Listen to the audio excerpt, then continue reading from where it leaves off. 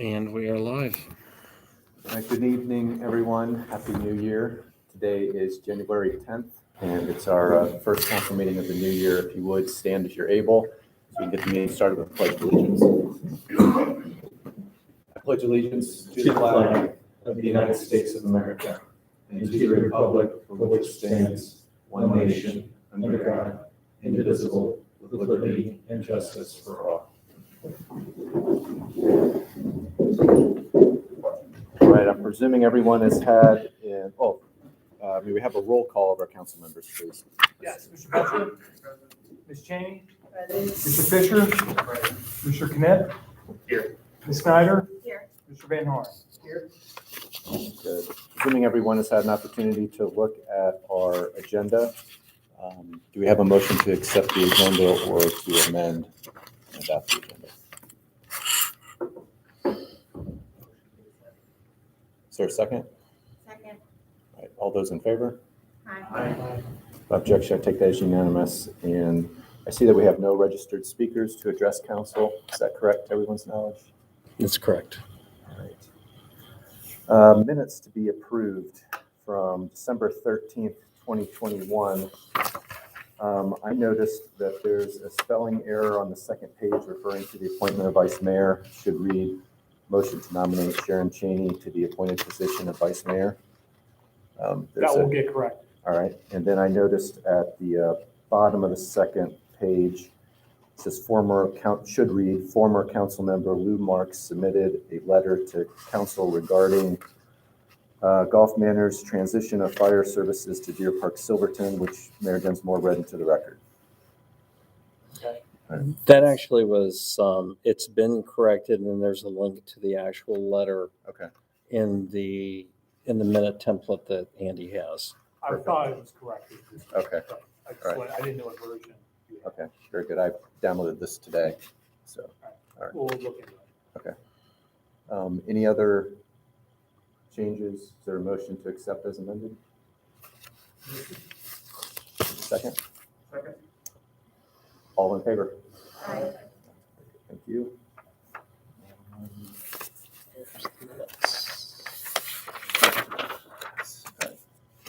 Okay, each year, council adopts rules of council proceedings. It's typically the first item of business we engage in. Part of that process involves adopting Robert's Rules of Order. Do we have a motion to accept Robert's Rules of Order? Motion. Is there a second?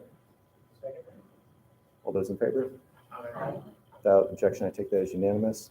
We make it a policy to give all new council members a pocket-sized book of Robert's Rules. When they are elected, my experience has been that having a visual flow chart is additionally very helpful.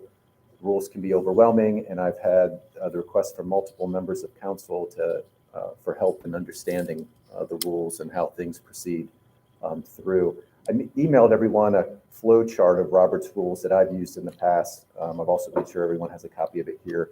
I found it helpful for understanding the process. This one includes a provision for minority opinion, which we've had in our council adopted policy for a number of years now, but which may still be confusing to some. Hopefully the flow chart answers any questions about what is actually proposed when we propose including that policy. I want to thank Vice Mayor Cheney and Council Member Betcher for their work on putting together the proposed rules of council for your review. These proposed rules have two additions, one concerning ethics inspired by the recent city council members' failings, and one concerning sunshine laws, which I'll talk a little bit more in my report about getting some specific training materials around that with contemporary social media use and all that. I'm going to ask that a motion be made to attach this flow chart as adopted policy. Hold on. I'd like to direct your attention to page 2 of the second paragraph, last sentence of the proposed rules, which read, all village council and committee meetings shall be conducted in accordance with the latest edition of Robert's Rules of Order, except as otherwise provided by state law, the municipal code, or by village council adopted policy. I'm going to ask that a motion be made to attach this flow chart as an adopted council policy to these proposed rules, but otherwise leave the proposed rules unchanged. And we can discuss that or not. Is there such a motion?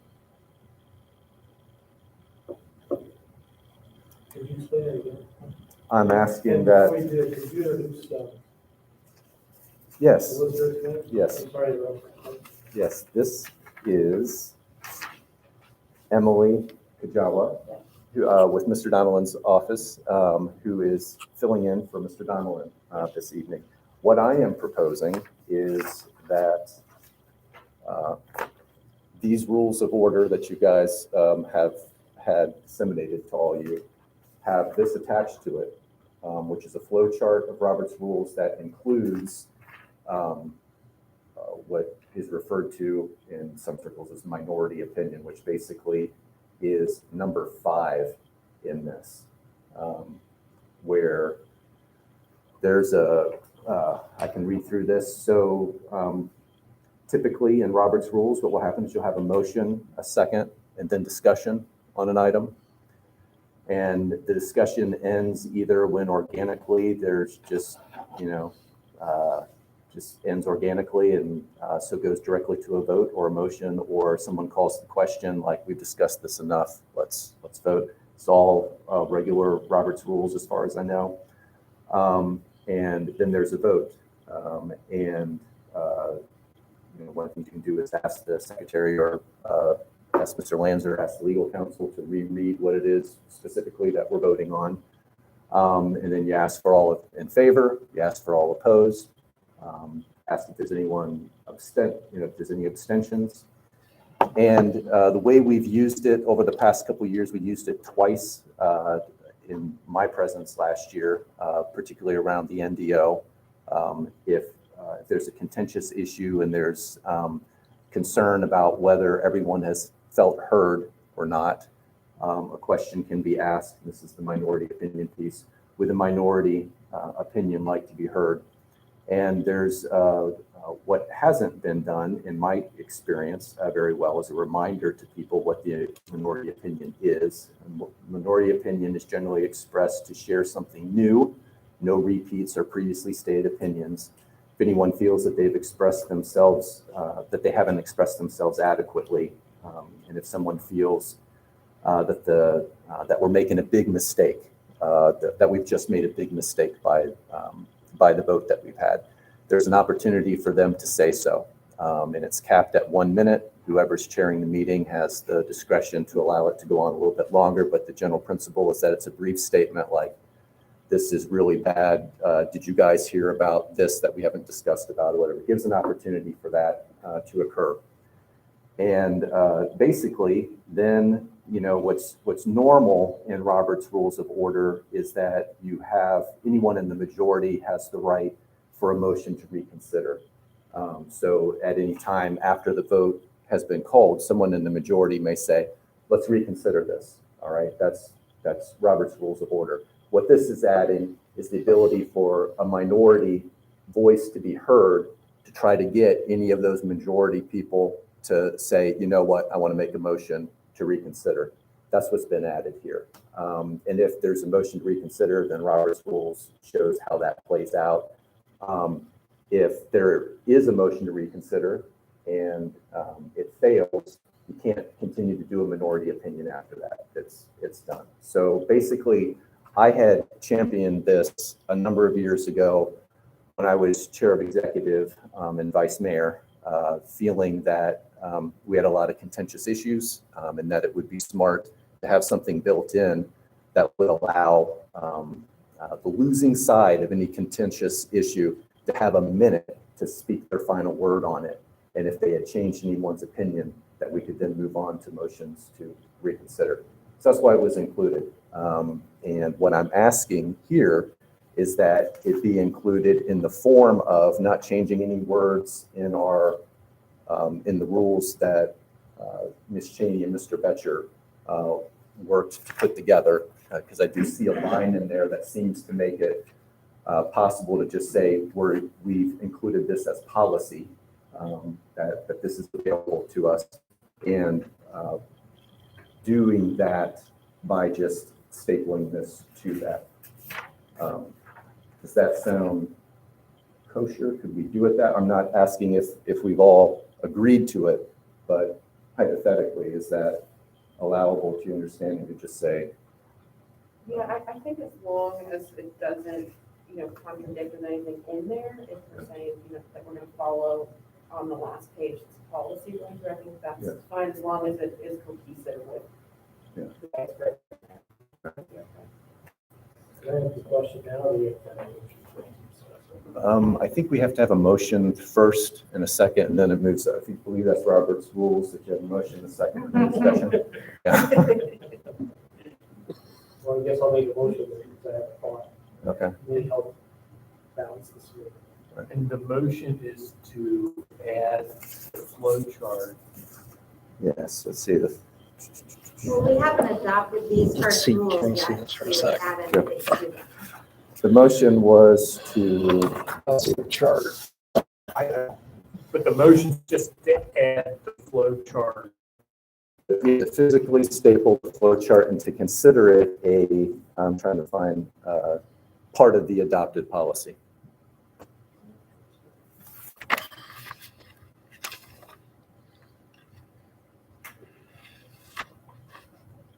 Is there a second? All right, so, So my question is, for me, there's a piece here that it's usually when it's something contentious.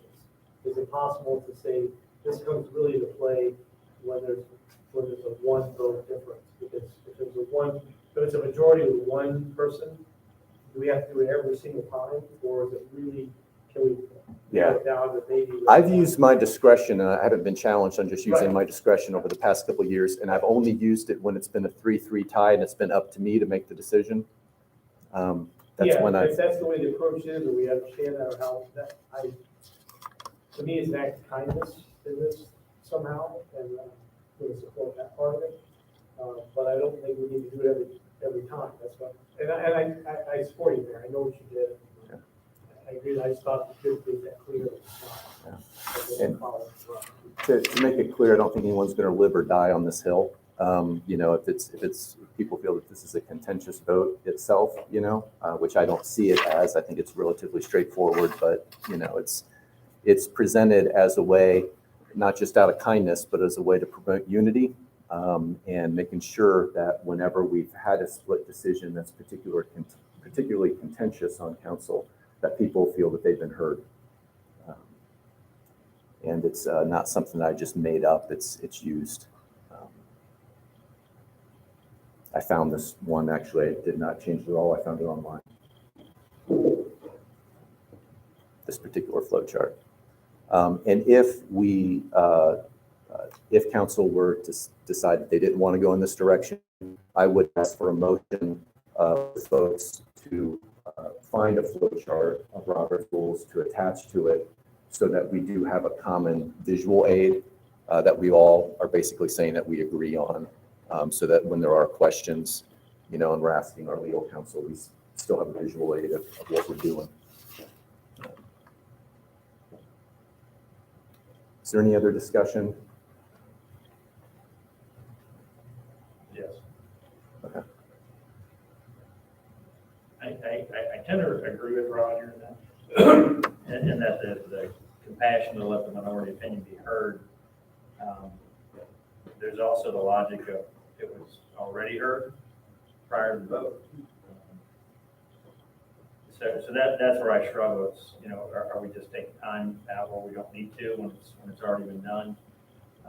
One of the lessons that I learned through the NDO process was, need to be heard. So I'm kind of struggling with that a little bit, and being genuine in my approach. So maybe you could expound a little bit more on your thoughts behind giving that secondary platform to the minority opinion, right?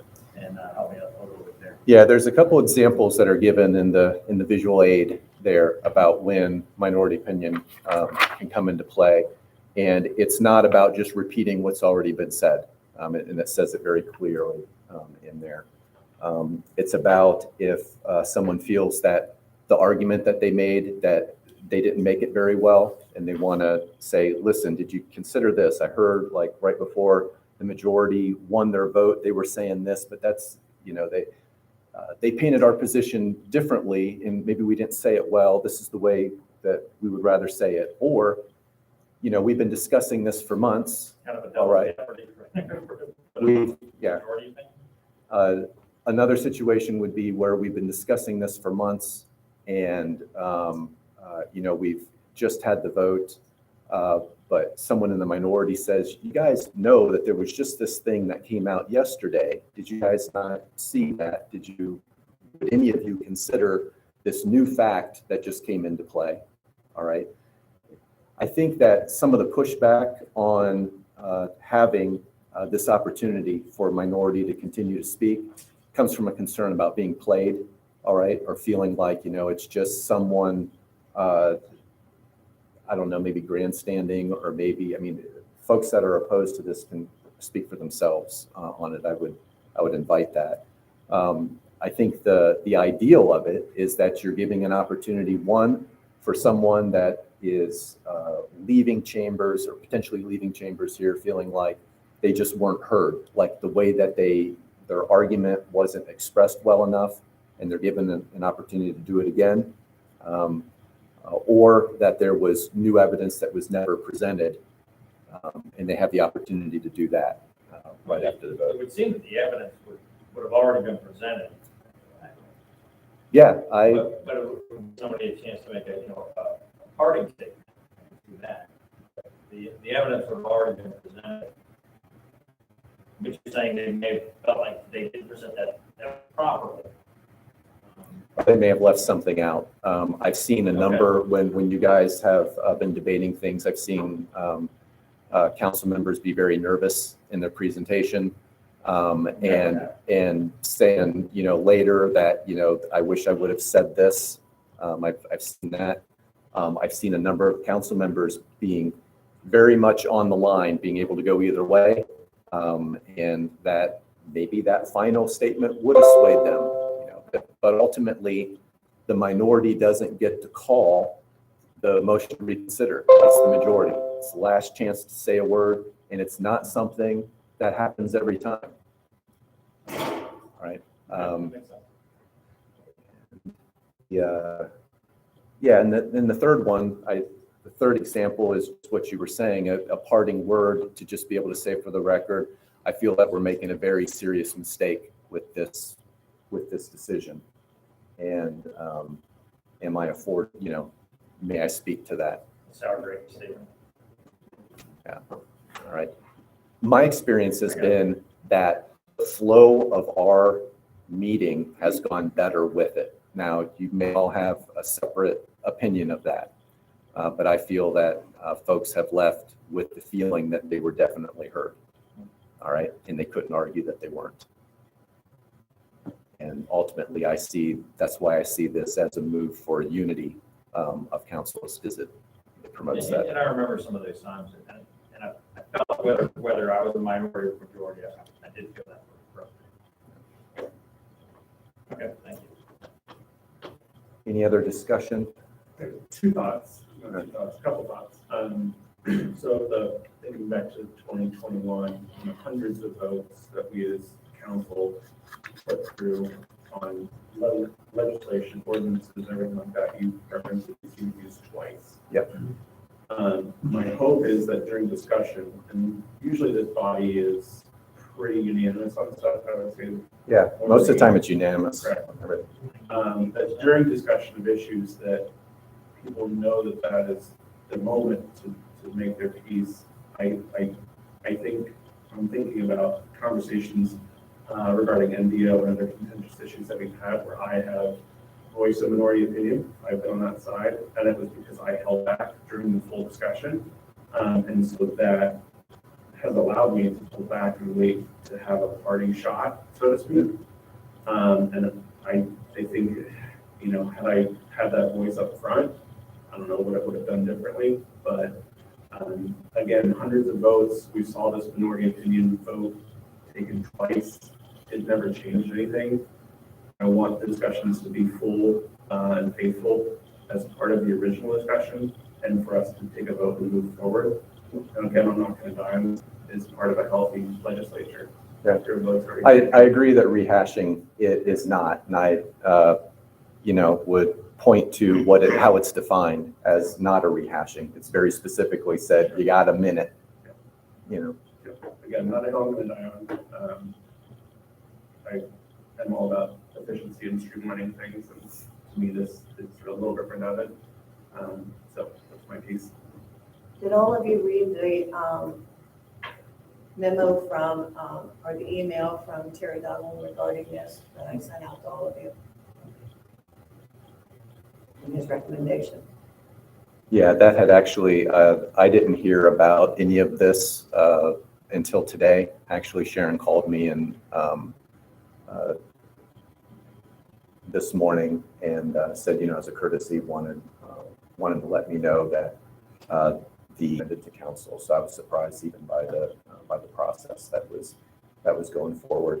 And but I respect your work on it. As I said, I actually don't have any issue with what's written in the policy because it seems to me that the rules allow for a policy to be added, and that's what I'm asking, is that I'm afforded the ability to do that. This wasn't a discussion just between Sharon and myself. I Yeah. checked with multiple members of the council. Yeah. Get their opinions, just work there. Very good. And I was informed of that as well. One of Matt's points, you're right. In the times when we did have a minority opinion, it did turn into a rehash. Like most times, let's say. Could you point me to a specific instance of I that? just remember, if there's a vote and then somebody kind of basically restates what was already stated before. Yeah. So I know- And then it kind of goes into, 1 minute, 2 minutes, 3 minutes, and we cut off. So- Specific examples, I know REA gave one, all right, and his was lengthy, but I felt that it was very eloquent and wasn't challenging the vote. It was more of a final statement on it. So I didn't see that as rehashing. Maybe other people did. And there was a time when I saw, or when Matt did it, I didn't see that as rehashing either. I saw it as him expressing Yeah, I'm not saying his every opinion that time. hadn't been expressed. And I'm just, because I'm really on the fence. Yeah. On one level, I'm just going, what's the harm? On the other side of it is, it's not legislatively efficient to basically try the case, get the verdict, and then retry the case again. But it's not retrying. Can you re-vote after that minority opinion? Can they- Motion to reconsider is part of Robert's rules. That's not part of, what's being added here doesn't change Robert's rules. And that's part of why when, so that email from Terry, I never received, all right? If I would have been involved earlier in the process, I would have reached out to Terry and said, I think you're misunderstanding. It's an opportunity for someone to be heard, period, all right? Minority, according to Robert's rules, are never allowed to make a motion for, correct me if I'm wrong on this, but minorities never allowed to make a motion to reconsider. Under this, they're not allowed to make a motion to reconsider. Only a majority member is. So it's that last plea for, please reconsider, but it would take a majority member to actually make that motion, and then somebody else, then it would have to go to a vote, which it may well not pass either. And just so you know, Terry and I did not discuss this till last Friday. Okay. Yeah, and a couple of days, I had a problem with my email, something happened, and I didn't get any email, I got today too. Yeah. And secondly, when I talked about this before, I had the perception that, just from memory, that it could be a rehash type thing. But now that I see this, and it's like, hey, it's 1 minute, and if there's a response of one of the majority of people who say, you know what, I'll make a motion to consider for 1 minute, and we're strict to that, or reasonably, how we are. I think we probably should have had to. Yeah. It's I also, didn't know all that, so that's a big piece. also with this attached, as a matter, someone can always call a point of order if they feel like the chair is allowing someone to go way past the minute, right? I mean, point of order can always be called by saying, listen, this is the rule that we've all agreed on. You're not following the rule, point of order, all right? So that feeling that it can go on and on and on council's completely in control of that by saying point of order during that process. And personally, I remember what Pat said, and I appreciated that he had the chance to say something, and Ari gave me a chance, I guess, because that's the kind of person I am. Okay. Has there been enough discussion? Is there any other?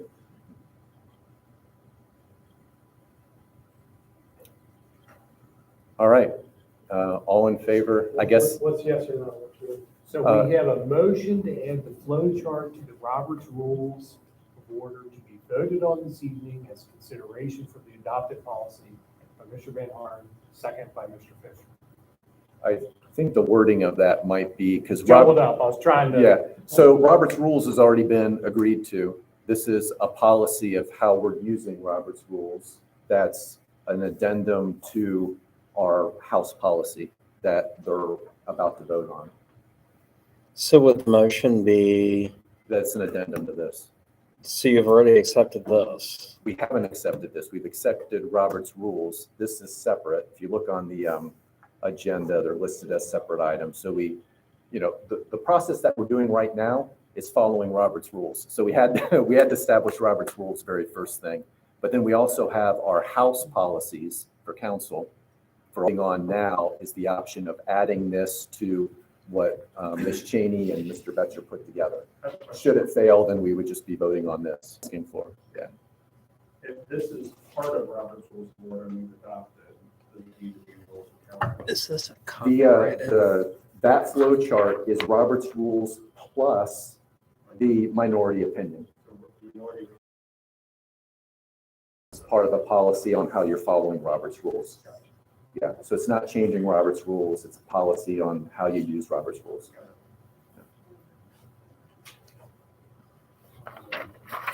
So yes, is to accept this. Yes is to accept this as amended. Yeah. What's that? Yes, is to add. Is to add this to this. Yeah. Unless you would like to make it separate, like, I don't, yeah, there hasn't been another, I was asking for a motion to add it. Should that fail, then someone can make another motion. So the motion should be to accept the rules of council as amended with the inclusion of minority opinion. Now we're just adding this. And then we're gonna vote on. So you know that book that we gave you that says Robert's Rules? We already voted on that. That's going to be the rules of how we legislate. All right. The motion was to add this to the rules of council, and then we would do another motion to accept rules of council as amended, is what Mr. Fisher is saying.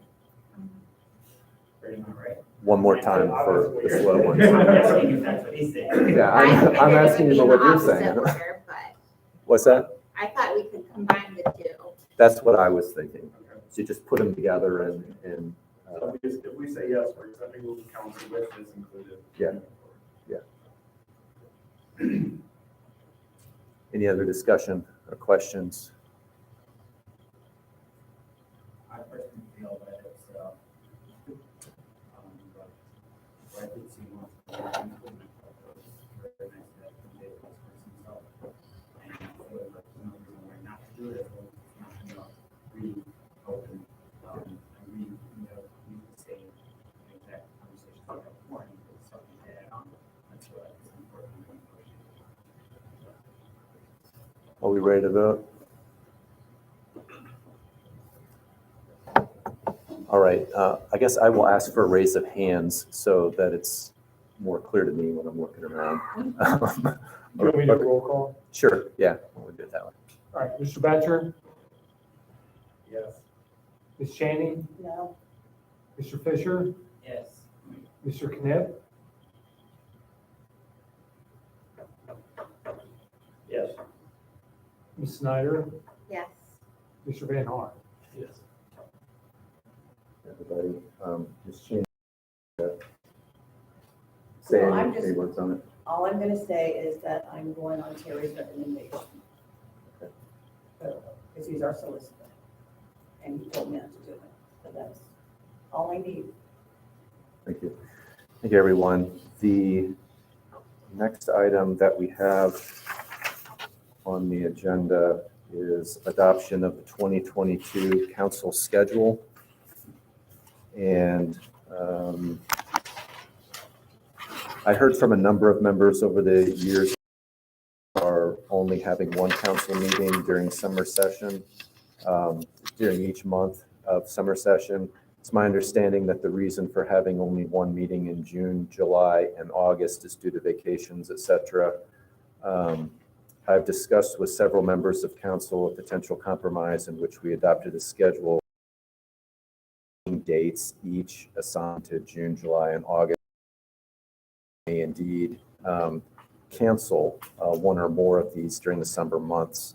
The idea behind this is that it's easier to cancel a meeting than it is to schedule one. And there may well be cause and reason to have more than one meeting to discuss and handle the village business during the summer months. So with that said, I'm asking if there's an motion to ask the administration to schedule a meeting date to each, an additional meeting date, second meeting date to each of the months of June, July, and August, but to otherwise approve the 2020 council schedule. I would like to point out that on the schedule, Monday, May 19th is in fact a Thursday. Okay. That's correct. Okay, it just says Monday on here. It's because of I believe, a holiday. Okay. I'm gonna bring a copy of it for myself. So as duly amended, Yeah, or to say Thursday and not say Monday on the schedule. We're gonna practice to, we're gonna do these two over the summer. I really enjoy the one during the summer, and I am not in favor of adding, but if we're going to, it needs to be yay or nay at the previous meeting that we're having that meeting. Unless there's some dramatic emergency that we have to meet, but.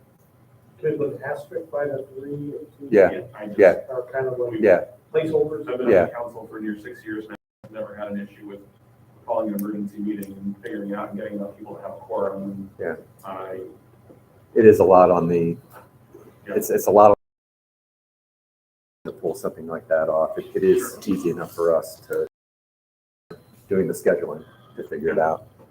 But I dedicate three Mondays a night, a month here, 3 Monday nights a month. So it's nice to have a little bit of a break, so. That's my 2 cents. So Talk about Two. just having Put two. an asterisk- Yeah. Just put an asterisk by them. Yeah, put an asterisk that says hold this space, but we will have to confirm it at the other meeting. So the only requirement that you have this evening is to pass a schedule of meetings for the year. That schedule can be amended as we move throughout the year, which is exactly what we did last year. The reason that the dates fall for June, July, and August, if we have one meeting, is so that there's enough time between weeks. It's not as easy just to say all for June, July, and August. If we have one meeting, is so that there's enough time between weeks. It's not as easy just to say we'll meet the second Tuesday and not the fourth, I'm sorry, the second Monday and not the fourth Monday, because there's too many, we can't go 4 weeks without a council meeting. Yeah. So I believe it's, So you've moved them to like basically the middle. it's almost So it makes it like the hard to third put in week. the second one at It this also is based around when Andy has to have the tax budget in July. Yeah. So, and if you recall, this past year, we used those extra Mondays twice to do fire board meetings when we had special discussion. And I think we used one for a planning session, maybe, if I remember correctly. point. I don't recall.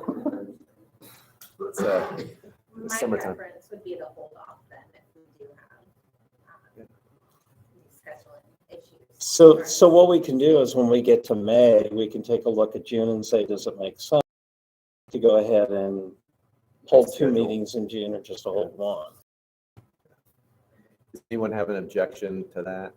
I'm just asking for a motion, and we're already discussing it, but I can withdraw my request for. As is. And I wanted to ask Mr. Fisher, I used my handy Jewish holiday calendar. Did you see an issue? Because I think Hanukkah was completely out of it for next year, or for 2022 this year.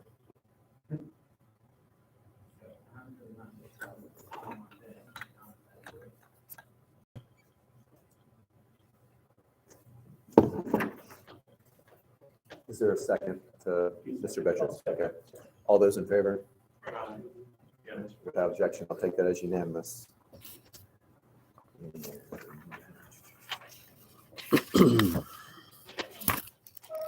And Chief Mike Sifke of Little Miami Fire District and Chief Denny Meter of Deer Park Silverton are here tonight. They're working together for the transition of our fire services to Deer Park Silverton, and I'm very pleased that they're here tonight to introduce themselves and say a few words for being here. You're tag teaming? I'm meeting today discussing the transition. So I want to introduce myself. Fire chief, 7 weeks here in Miami. 30 years with fire service. Spent 14 years as assistant chief on the west side of Kansas now. So I'm actually happy to be here. Got a lot of work to do. Chief, we've already known him from the past, but working with him on the operation and transitions would be pretty smooth. We're like-minded, and so it's going to be pretty simple as far as that transition goes. Appreciate the invitation to come tonight. So appreciate it, yeah. So I've been with the fire district actually since before it started. I was a volunteer with Silverton. So I've been making runs down here in Gulf Manor for over 25 years now. Been the chief now, I'll start my 7th year this February. We are really looking forward to getting to know the residents, the business owners of Gulf Manor. I promise I will learn all of their names, but give me time. It's something I'm not really great at. I'm really good at the faces, but the name will be a little come by. But again, we want to make sure that we're available to not just you as council members, and skip Thursday afternoon via Zoom and some of the staff. And I'll make sure that Mr. Hurth has my contact information, which will be the station phone number, my station email, as well as my cell phone number.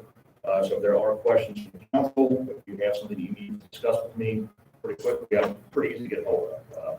I'm happy to answer emails even if I'm out and about. So looking forward to that. Our board meets the 3rd Tuesday of every other month. So we meet in the evening of the month. So that would be right in February. We do meet at 4:30 in the afternoon at our fire station, and obviously it's an open meeting to the public, your residents, your staffs, who would like to attend. The transition is going to be a little different. We'll probably have some more discussions on some things internally, but in our overall vision and goal, what we're trying to provide for everybody, we don't have a lot that we need to change with our departments. So our meetings usually go pretty quick. We focus a lot on budgets and where we go.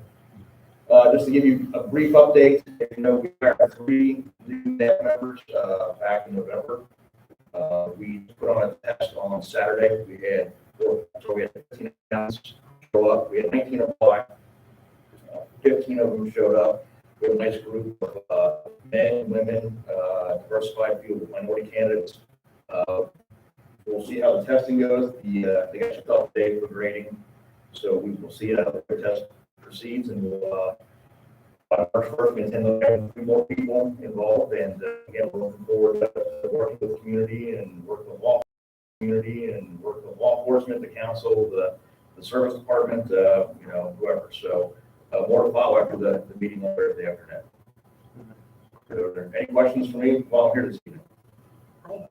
Yes. I'm glad to hear you say that you're going to meet the residents and businesses around here. Because I listened to the podcast you had with Columbia Township, and you did say that was one of your goals. I'd hear you say that because I was going to ask you. The other question I have is you hired, I believe this is due for our contract, you hired 3 dedicated firefighters, paramedics for Gulf Manor service? So no, they will service any run that we make. So Columbia Township, Deer Park, Silverton, Gulf Manor, we make mutual aid runs into Sycamore Township or Reading. That staff is on station for any run that we get called to. Much like the same way that the firefighters here, if they got called into Deer Park and Silverton, they left the station, they left Gulf Manor, and they come to help us out. So that's not atypical for how the system works. What we are trying to do is to increase our full-time staffing because there's much easier schedule, reliability on showing up for work. Increase our full-time staffing to 4 per day, not including the deputy chief and myself, but also keep the current part-time that we have on duty, which is 3 a day. So we'll actually go from 4 a day to 7 per day, which we feel gives us the ability to cover the runs as they come in. There'll always be time for me to go on automatic aid or mutual aid, it's just the nature of the service. But our goal was to either be able to get out 2 medic units in an engine or 3 medic units. Quite honestly, the medic units we're out here running most of the time anyway, about 80%. So we're really trying to ramp up for that portion of the thing. None of us put fires out on our own. So that's just not possible in the start. So you don't have to hire any extras to cover Richwood and Columbia Township, you're gonna use the same rate? That part that we hired the 3 back in November, plus the 3 that we're hiring by the end of February, March 1st, including our current staff, we will have 7 on duty per day. So you had a total need of 6 additional staff members. Correct. So we're Adding the 2 6 communities. Full-time staff members, bringing these 2 communities to make sure that we service them. And again, it really boils down to 1, making runs, obviously, 2, the scheduling for those that might be confessed to this. Scheduling with part-timers can be difficult because a lot of them do have full-time jobs with fire departments. And if they have to get called in on overtime there, then we kind of have to start making some calls ourselves. But we've really managed that well. Very rarely do we have an issue with staffing, and if it does get a little bit low, the deputy chief and I step in and we make runs, and I work in the back of the medic unit, and I'll drive a fire truck if I have to. So we're dedicated to do what we need to do to make the community safe. I lived here for 4 years, so I'm very attached to the old Gulf Manor Fire Department. And, you know, it kind of scared me to go from local here with 3 minutes time period to get somewhere, and now we're going to be at 7 minutes, so that kind of scares me. I understand. And, you know, we were going to do, unfortunately, part of the reality is that I'm a certain distance away based on geography, and I understand this. But what we have really worked hard on with our personnel is that when the tones go off, we've got to get out the door quick. We've kind of reiterated that fact over the last several months that we can't take that one last bite of your sandwich. You've got to make sure you get out the door and go. So we've really been focusing on trying to get out the door faster, which means a lower response time. And I understand that, you know, we are where we are. Gulf Manor, we have some separation. Sometimes it snows, the roads are bad, but we will endeavor to make sure everything we can do on our end to get out the door quickly is what we strive to do. Very well. And then I believe we talked in the podcast too. We plan on coming down to the truck events, the food truck events. You have, we always participate in the parade every year at the invitation of the police department. So we plan on being a visible presence in the community. We'll be hydrants from time to time, when building inspections, we'll see our trucks, we'll see our personnel. We don't intend on just responding when everyone will be proactive and involved in the community. So I think this will be better things throughout the county, not just for Deer Park, Silverton, and Gulf Manor, but maybe we start seeing that 38 fire departments is too many, and we can consolidate, get better, improve our budgets, and deliver better service. So that's my ultimate goal before I retire. So try to make those improvements where we can. Awesome. Thank you so much. Really appreciate your words about your availability to council and to staff to be able to reach out. Really appreciate that. You're welcome. We're here for it. Anything else? Mr. Knapp had a question. No, not for the full-time. That's close since we did the testing. We do run a rolling part-time process. Part-time work, we have some personnel that have been there for 22 years for part-time role. We also have some that are just getting their starts with the work in the fire defense service. And then once they kind of get full-time jobs, then we'll have to kind of backfill that. So we always keep stacked applications on hand for when we need to start filling those in the schedule. So if somebody is interested, I was impressed last week. Yeah. I thought that process. already started, or that process is already over, but if it's any part-time type work, we're always open, and we're happy to get, if it's not a right fit for us, maybe the department will, you know, say, hey, try this one. You know, it's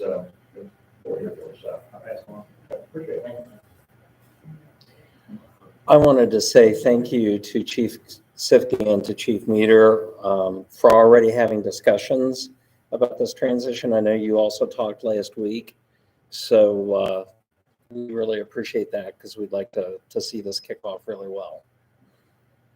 Anything else? You need anything from us? I will get with Mr. Hurst as we do the discussions. I'll make sure I get everybody's email address. So I'll need all the law enforcement contacts, I'll need the sheriff's department contacts. We kind of know who everybody is, but not the official number in my phone. So I'll just ask that. And if something does come up, there'll be some things that we'll talk about on Thursday, some few administrative things, inspection records, blueprints, that kind of thing. But it's something that will involve the council with this body. So there'll be a lot of the back behind the scenes things that we'll be working on. Anyone else? Thank you. All right, appreciate your time. Thank you. Thank you. Welcome to both. All right, thank you.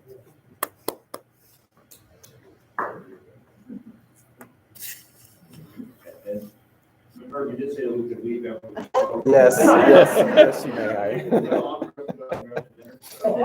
I appreciate that you guys waited through our long discussion on rules, so. Thank you all, appreciate it. Good night.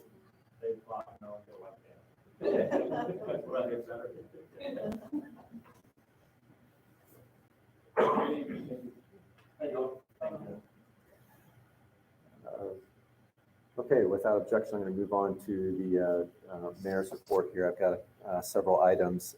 First off is honoring the service anniversaries of our employees from last quarter.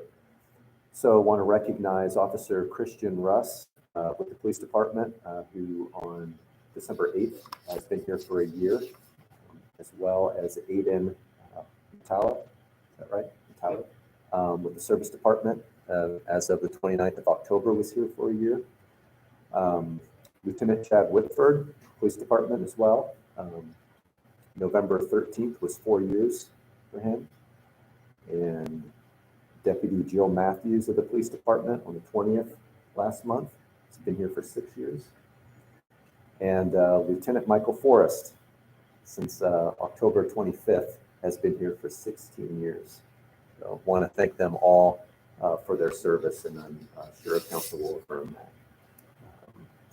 We also have I've been informed we have a new hire, part-time Officer Jamie Reynolds with the police department that started on the 20th of last month. We want to welcome Jamie and thank you for their service. Couple items. I spoke with Rumpke today about Christmas tree disposal because several questions had popped up online about it, and what they told me, I still have a little bit of confusion about because it's a little bit different than what I had heard from other places. So I wanted to put it out there to make sure we're working on getting clear on it. They said that they will pick up school choice can be contentious. So I do plan on making a proclamation about this, but I'm happy to sit down with anyone that might want to caution me on it and have any issues that they'd like to discuss about it. So I wanted to put that out there.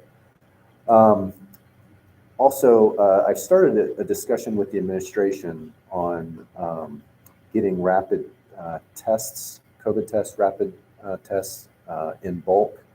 I've been getting spammed about every week in my email for lower cost tests if we get them in bulk.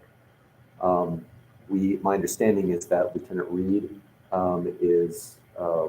is kind of point on this here in the village with looking at it with the staff, and in discussions with the administration, I agreed to reach out to who I know at the county level to see.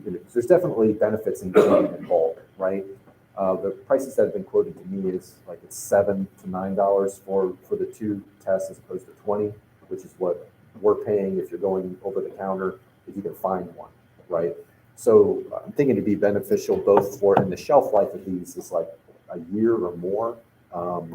So having them in stock seems like a good idea. I'm going to defer completely to the administration on this, obviously, because they know the needs better than we do. But want to make sure that we're getting good pricing, and that the idea is floated out there that if we do have leftover stuff, particularly if we have it in such big bulk, that we, let our first responders know that there are vulnerable members in our community, that's something we could offer up to them as something that we can help them get either at our cost or, if we have enough to even get them to them free. If there's folks that are, isolated in a vulnerable position in terms of being able to see family or even see caregivers, I'd like to make that available to them. So putting that out there, if anybody else wants to help with looking for that information, I'm presuming the county emergency management folks are going to be the ones that are that know how to get a hold of that stuff involved. But I'll keep the administration updated, and we'll move forward with that.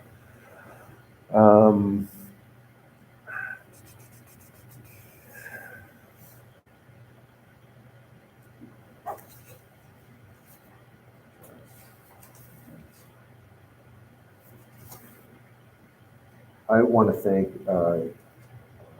former Mayor Zafiro for his work. I'm pretty sure that you're all aware of how much he's done with Memorial Park, with kind of keeping that clean. What he's done, I mean, his service to the community has been amazing.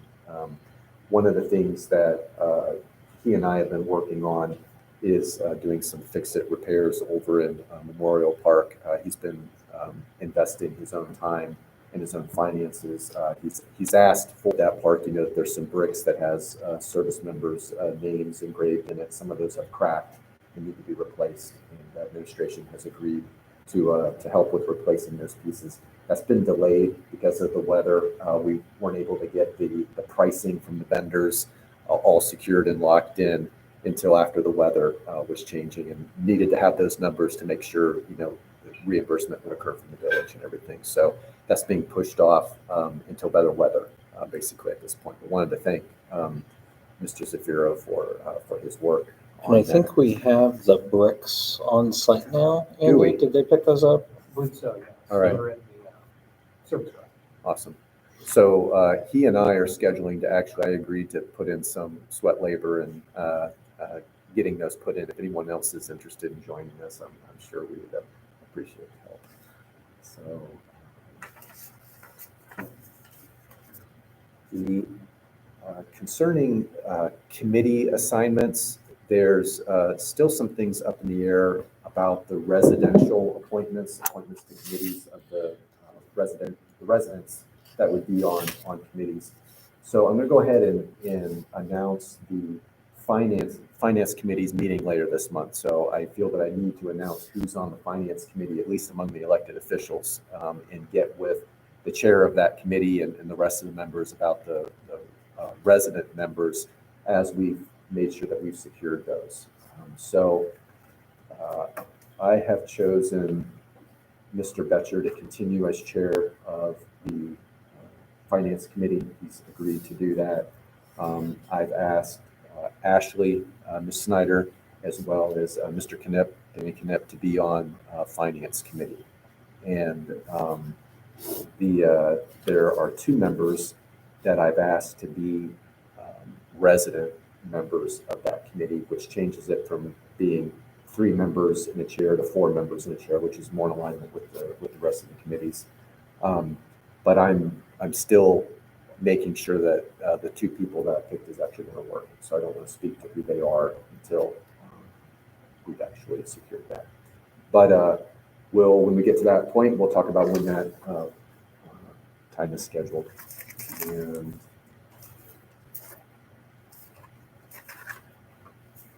I think that's it. If there's no other questions, I'll turn it over to our village administrator for his report. Bio break. Yes. There's a motion for a 2-minute bio break. Is there a second? Let's go to the bathroom. I'll second.